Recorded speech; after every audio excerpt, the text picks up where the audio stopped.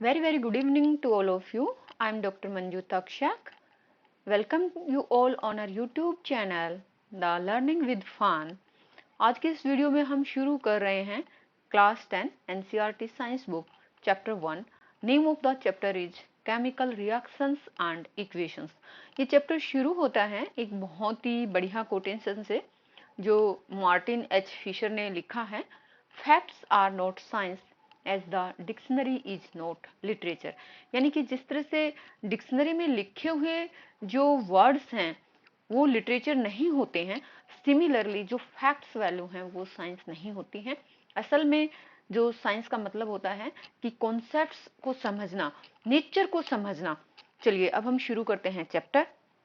तो चैप्टर में जैसा कि नाम दिया गया है केमिकल रिएक्शंस एंड इक्वेशंस, तो सबसे पहले हम ये जानेंगे कि ये केमिकल रिएक्शंस होती क्या हैं.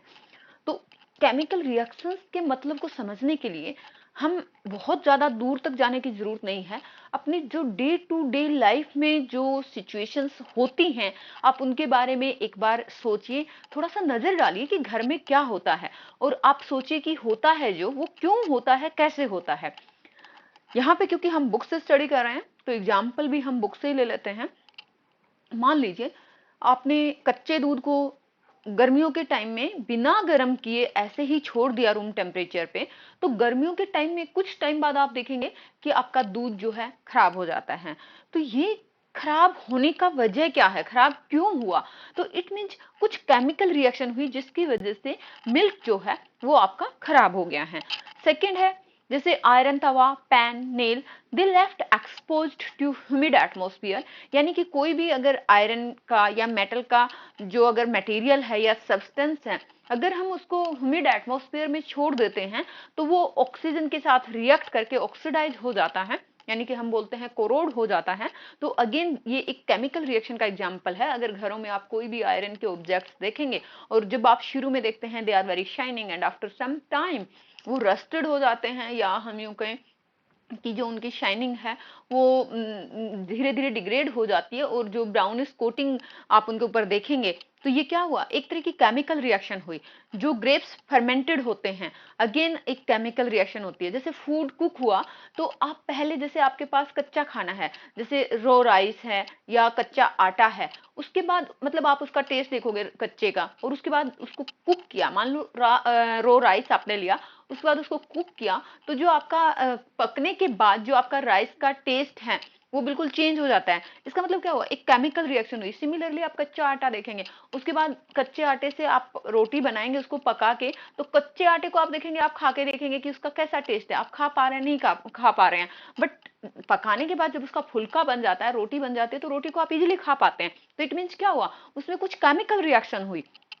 जो हमने खाना खाया उस खाने को हम अपनी बॉडी में कैसे डाइजेस्ट करते हैं. जैसे कि हम बोलते हैं कि we get energy from food, but how we get that energy, ये हमारी बॉडी में जो हम खाना लेते हैं वो खाना डाइजेस्ट होता है और उसके बाद रेस्पिरेशन प्रोसेस होता है. और ये दो प्रोसेस मिलके यानी कि जो हमारा डाइजेस्टेड फूड है और ड्यूरिंग रेस्पिरेशन जो हम ऑक्सीजन इनहेल करते हैं, फिर हमारी बॉडी में केमिकल रिएक्शन होती है जिससे हम जो है एनर्जी गेन करते हैं, हमारी बॉडी में एनर्जी मिलती है खाने से. तो ये सारे किसके एग्जाम्पल हुए, जो हमने डे टू डे लाइफ से कोरिलेट किए हैं. These are the examples of the chemical reactions. तो इन सब में क्या हुआ, जो इनिशियल सब्सटेंस थे उनका नेचर, उनकी आइडेंटिटी चेंज हो जाती है आफ्टर केमिकल रिएक्शन. जैसे हमने रोटी वाला एग्जाम्पल लिया कि पकने से पहले आटे का टेस्ट अलग था, पकने के बाद रोटी का टेस्ट अलग हो रहा है, उसकी आइडेंटिटी चेंज हो गई, उसका नेचर चेंज हो गया. तो we have already learned about physical and chemical changes of matter in 9th class और सम प्रीवियस क्लासेस, कि किसी भी मैटर की फिजिकल चेंजेस क्या होते हैं, केमिकल चेंजेस क्या होते हैं, और जब केमिकल चेंजेस होते हैं तो हम बोलते हैं कि केमिकल रिएक्शन हुई है. अब यहाँ पे अब बच्चे जो है क्योंकि 10th क्लास के हैं, अब उन्होंने ये तो सुन लिया कि हाँ कुछ केमिकल चेंजेस हुए हैं, बट एग्जैक्टली ये कैसे पता चलेगा कि केमिकल रिएक्शन हुई है नहीं हुई है. तो क्योंकि छोटे बच्चों में उनका एक्सपीरियंस उतना है नहीं, तो उसके लिए हम क्या करते हैं, कुछ एक्टिविटीज करते हैं. और एक्टिविटीज की हेल्प से जो है ना स्टूडेंट्स उस चीज को अच्छे से समझ पाते हैं कि हाँ यहाँ पे एक केमिकल रिएक्शन हुई है। जैसे यहाँ पे अगर हम बात करते हैं एक्टिविटी 1.1 की, जो भी मतलब स्टूडेंट से मेरा रिक्वेस्ट है, आप साइंस में कुछ भी एक्टिविटीज करते हैं तो प्लीज अपने टीचर के असिस्टेंस में कीजिए। टीचर जब आपके साथ होते हैं तभी करना है। करना क्या है, ये इसमें आपको करना क्या है कि एक मैग्नीशियम रिबन लेना है, 3-4 सेंटीमीटर लंबा मैग्नीशियम रिबन लीजिए और उसको सैंड पेपर के साथ क्लीन कर लीजिए। सैंड पेपर के साथ आप जब उसको रब करेंगे तो जो आपका मैग्नीशियम रिबन है वो क्लीन हो जाता है, यानी कि उसके ऊपर जो कुछ भी थोड़ी बहुत डस्ट और इम्प्योरिटीज होगी वो हट जाएगी। अब आप इस मैग्नीशियम पेपर को जो लैब में पेयर ऑफ टोंग्स जो होता है, यानी कि जैसे जो पकड़ने के लिए यूज होता है, ये जिसको हिंदी में चिमटा बोलते हैं, इस तरह का इसको टोंग बोलते हैं लैब में, तो इस टोंग की हेल्प से आप इस मैग्नीशियम रिबन को पकड़ सकते हैं। उसके बाद क्या करेंगे कि ये आपका बर्नर है और ये आपका बर्नर जो है जल रहा है, तो ये बर्नर की फ्लेम है। तो आप ये जो आपने मैग्नीशियम रिबन लिया इसको आप बर्न करेंगे विद द बर्नर, या फिर आप स्प्लिट लैंप भी यूज कर सकते हैं। और जब आप इसको बर्न कर रहे हैं तो आपका मैग्नीशियम जो आपका रिबन था उसकी ऐश बन जाएगी और इस ऐश को आप इस वॉच ग्लास में कलेक्ट कर सकते हैं। बस आपको ये ध्यान रखना है कि जब आप मैग्नीशियम रिबन को बर्न कर रहे हैं तो जितना आप अपने फेस को, अपनी बॉडी को डिस्टेंस बना के रख सकते हैं उतनी डिस्टेंस आप बना के रखिए। और इस एक्टिविटी में आपका जो वर्क है या आपको क्या ऑब्जर्व करना है, मेन आपका फंक्शन यही है।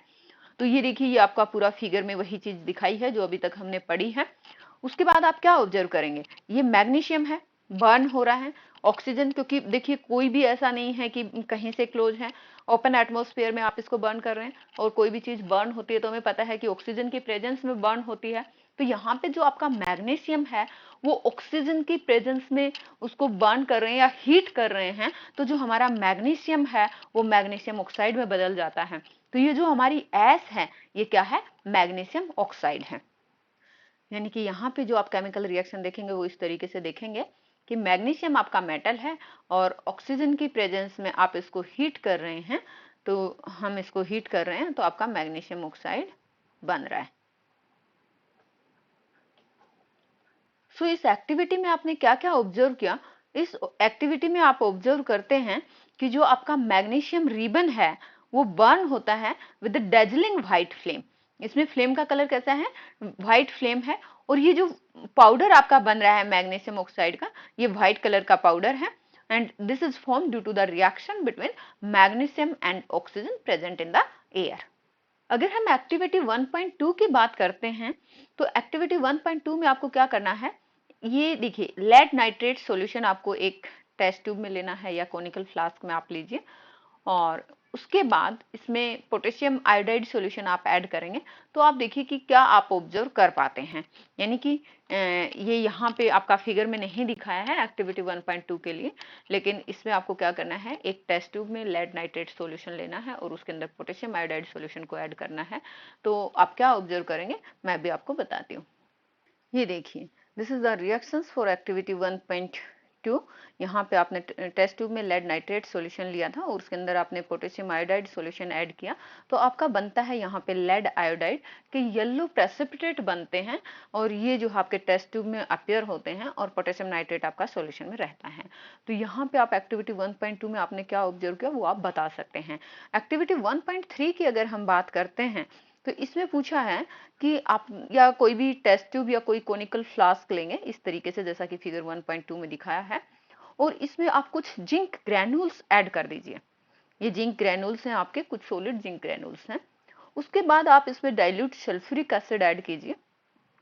आप ये देखेंगे कि कुछ बबल्स जो है आपको अपीयर दिखाई देंगे। यानी कि do you observe anything happening around the zinc granules, ये आपसे पूछा गया है। लेकिन जैसे ही आप जिंक ग्रैन्यूल्स अपने टेस्ट ट्यूब या फ्लास्क में लिए हैं और ऊपर से आप उसमें डाइल्यूट सल्फ्यूरिक एसिड या हाइड्रोक्लोरिक एसिड आप डालेंगे, तो आप देखेंगे कि कुछ बबल्स टाइप्स आप ऑब्जर्व करेंगे, यानी कि कुछ गैस रिलीज हो रही है। अब आप फ्लास्क को टच करके देखिए या टेस्ट ट्यूब को टच करके देखिए, is there any change in its temperature. तो ये जो है क्योंकि हाइड्रोजन गैस इसमें रिलीज हो रही है, एक्सोथर्मिक प्रोसेस है, और इसमें आपकी जो कोनिकल फ्लास्क है वो गर्म हो जाती है, यानी कि यहाँ पे आपका टेम्परेचर जो है फ्लास्क का वो बढ़ जाएगा। यहाँ पे आप देखिए ये जिंक ग्रेनुल्स रिएक्ट करेंगे सल्फ्यूरिक एसिड के साथ, आपका जिंक सल्फेट बनेगा, हाइड्रोजन गैस रिलीज होगी। तो ये जो आपने एक्टिविटी 1.1, 1.2, 1.3 एक्टिविटीज देखें, तो इन सब में आपने क्या ऑब्जर्व किया? इन सब में आपने ऑब्जर्व किया कि यदि कोई केमिकल रिएक्शन होती है तो there will be change in state, यानी कि मैटर की स्टेट में चेंज हो सकता है, यानी कि आपका सॉलिड लिक्विड में कन्वर्ट हो सकता है, लिक्विड गैस में कन्वर्ट हो सकता है, सॉलिड से गैस बन सकता है, लिक्विड दो लिक्विड को आपस में मिक्स किया कुछ सॉलिड बन सकता है, तो that is known as change in state. You can see change in colour and you can observe कि कुछ गैसेस जो है वो इवोल्व हो रही हैं, तो evolution of gases you can observe, and you can also observe change in temperature. यदि ये सब होता है तो you can say there is a chemical reaction has been occurred. अब आपको क्या करना है, आपको अपने चारों ओर देखना है, अपनी सराउंडिंग में ऑब्जर्व करना है कि किस टाइप के चेंजेस हो रहे हैं।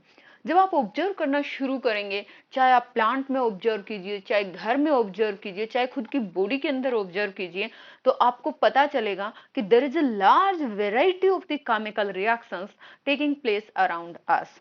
तो ये आपको अभी देखना होगा, या आप ऑब्जर्व करेंगे तो आपको पता चल जाएगा कि there are various types of the chemical reactions. और इस चैप्टर में हम वही पढ़ने वाले हैं कि केमिकल रिएक्शंस कितने टाइप की हैं, और नेक्स्ट वीडियो में हम देखेंगे कि केमिकल इक्वेशंस क्या होती हैं। इस वीडियो में इतना ही। Thanks for watching the video. जय हिंद।